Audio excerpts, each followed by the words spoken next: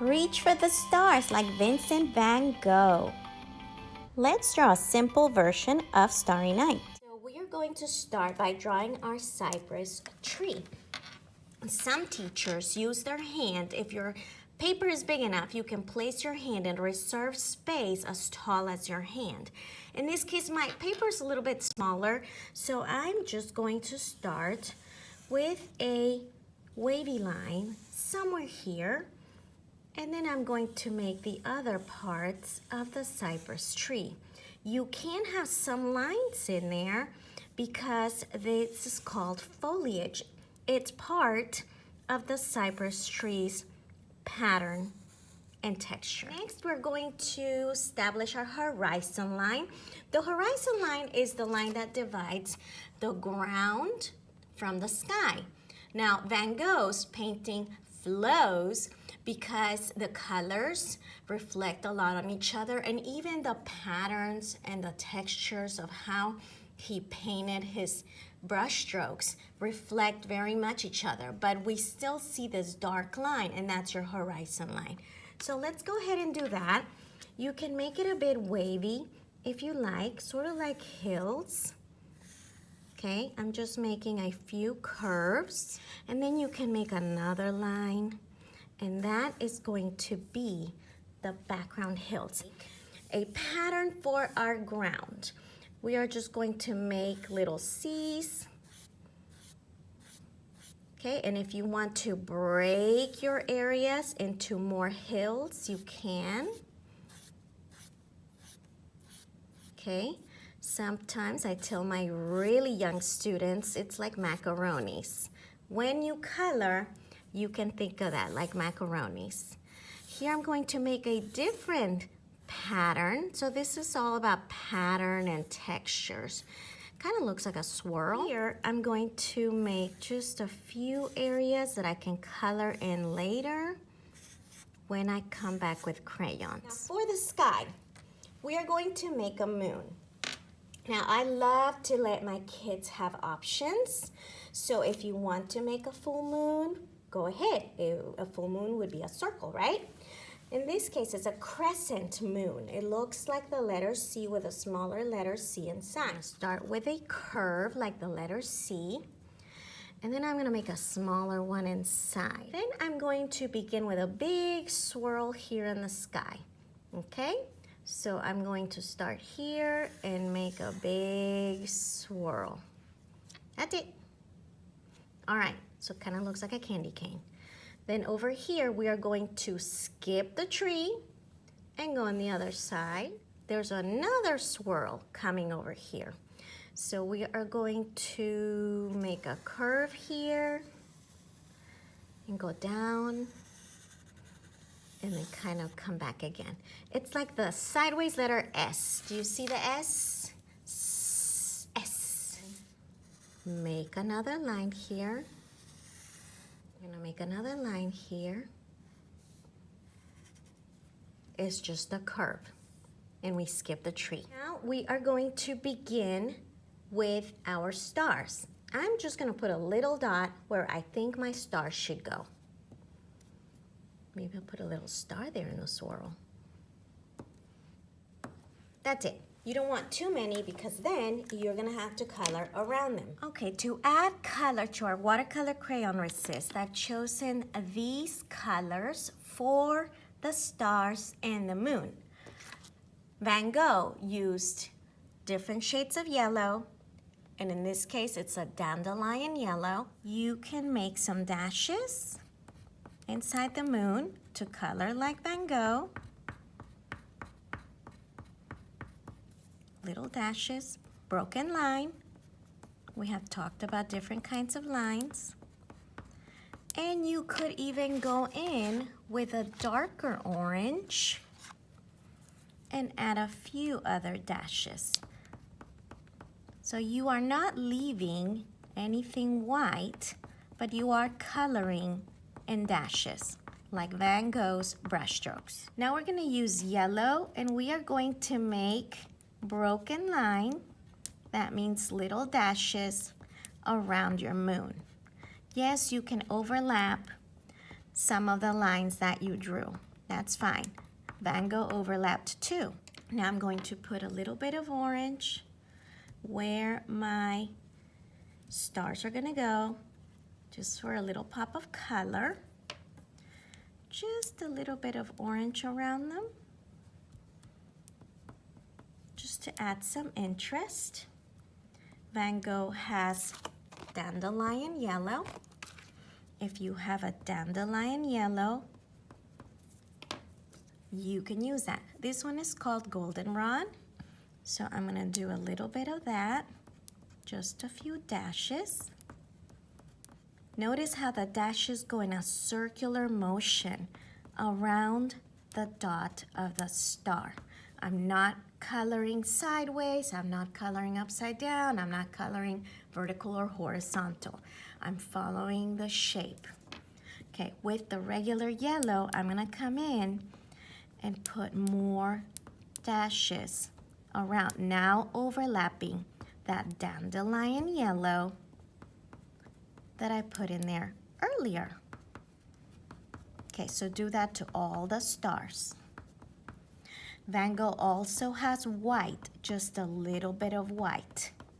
I know that when you color with white crayon on top of white paper, it's hard to see it, but we have to trust that it's there because it will show up when you paint on top of it.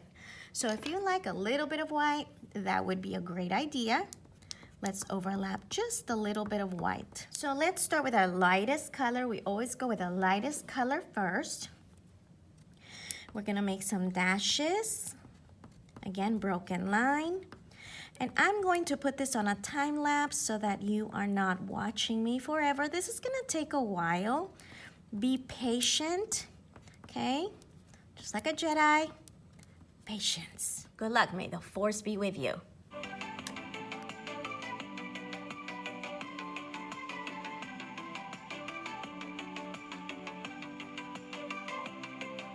Now that I am done with all the little dashes in the sky, I use the lighter blues inside of the swirls. I use some light blues in my sky. Notice how I went around and followed the pattern, the movement of this line, the curvy line, all right? And then I went around the moon to create movement over here. So now I found 3 different shades of green. I'm going to put those somewhere on the ground to create more interest. And I do suggest putting just a little bit of blue on the ground. See how Vincent Van Gogh used some blue? And this is sort of to create a mirror image, a reflection of the sky. That's what brings it all together. That's called unity. I have a reddish brown. This one is called mahogany. A dark brown, a sepia or a dark brown. This one's called sepia. And then this one is just a green. And you can also look for dark green. Add green curvy lines to the ground for that pattern. And then move on to the cypress tree with your 3 colors, the brown and the green and the sepia. We have 3 colors here of liquid watercolor. This is dark blue that we are going to use in the sky. You are going to dip your brush and carefully paint with the dark blue all over your sky. You can paint on top of the stars. If you use plenty of yellow crayon, nothing should happen to your stars. After you do this, you are going to use the light blue for the inside of the big S swirl. Paint carefully and take your time.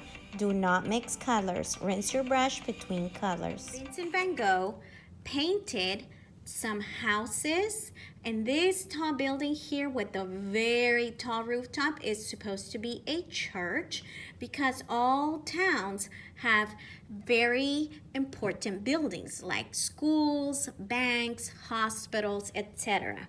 So I have here a paper plate with a few neutral colors. Vincent Van Gogh's tan was not super bright colors to where it would take attention from the beautiful sky. I have also some blocks. We're going to be printing with blocks. This is gadget printing. So we are going to dip our first block in one of the colors. In this case, I'm going to use gray. And this is going to give me a tall building. So I'm going to place it right there and gently press down. Take turns with the people at your table maybe here. And lift carefully. And maybe another one right here. We have neighbors. Okay, and lift. For my ones in the distance, you know how when buildings are further away, they're a little bit smaller. So I'm going to do just this small side of this rectangle. So I'm going to place this here. Later, after it's dry, with color pencils, we can add some details, like the little details on the rooftop, little doors, little windows, maybe a little chimney on the rooftop where they're keeping warm, all that.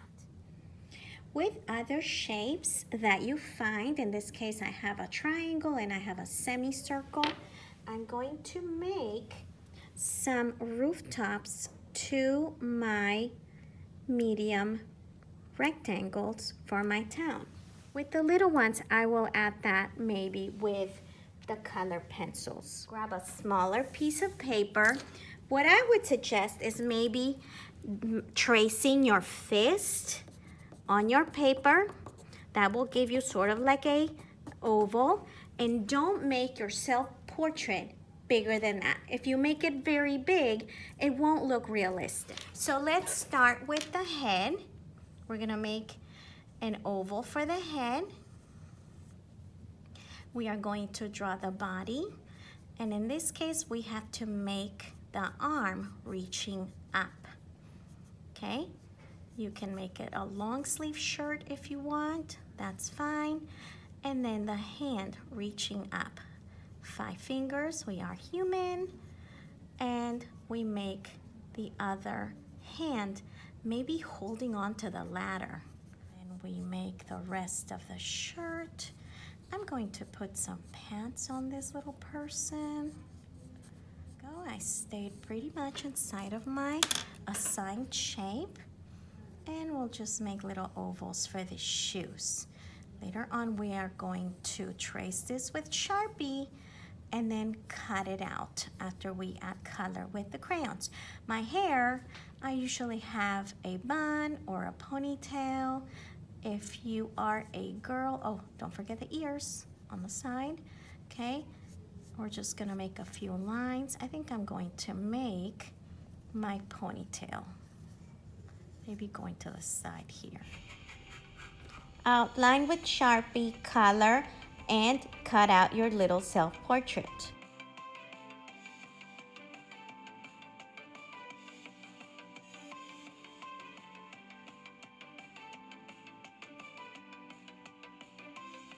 I have a long piece of regular, old-fashioned cardboard, and I'm going to use this side with all the little corrugated side with that little wavy line that you see in there.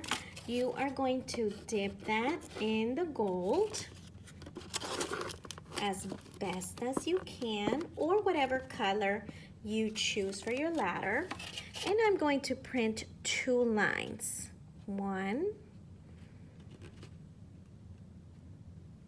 and 2. Now I'm going to use this side for the little lines inside of the ladder between those 2 lines. Now let that ladder dry. Isn't it beautiful? And when it dries, you are going to finish cutting your little self out, place it somewhere on the ladder. Reach for the stars.